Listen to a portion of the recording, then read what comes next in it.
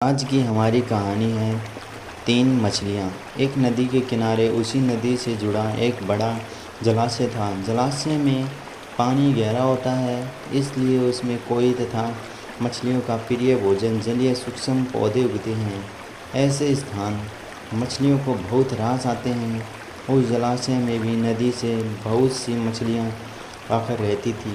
अंडे देने के लिए तो सभी मछलियों का जलाशय वही जलाशय लंबी घास व झाड़ियों द्वारा घिरा होने के कारण आसानी से नज़र नहीं आता था।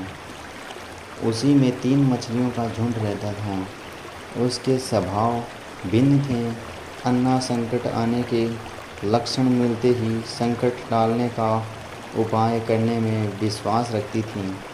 प्रत्यय कहती थी कि संकट आने पर ही उससे बचने का अत्य करो। यदि का सोचना था कि संकट को टालने या उससे बचने की बात बेकार है।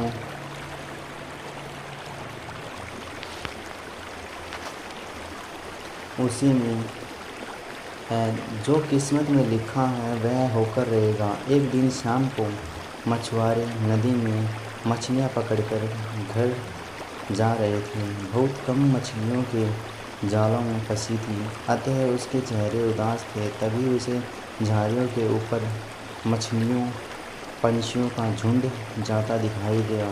सबकी सोच में मछलियाँ दबी थीं। वे चौंके। एक ने अनुमान लगाया, दोस्तों लगता है झाड़ियों के पीछे नदी से जुड़ा जलाशय है, जहाँ इतनी सारी मछलियाँ पल रही हैं।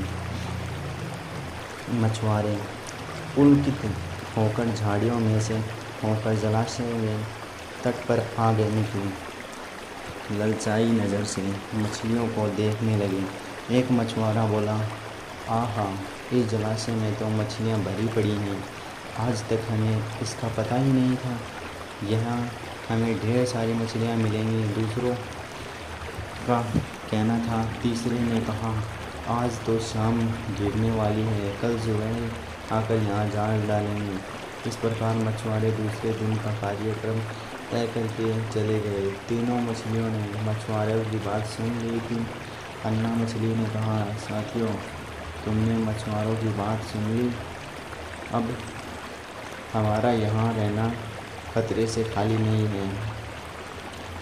खतरे की सूचना हमें मिल गई है। समय रहने अपनी जान बचाओ।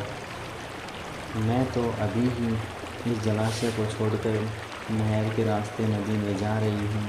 उसके बाद मछुआरे सुबह आए, जाल फेंके। मेरी बात से तब तक मैं सहमत हूँ।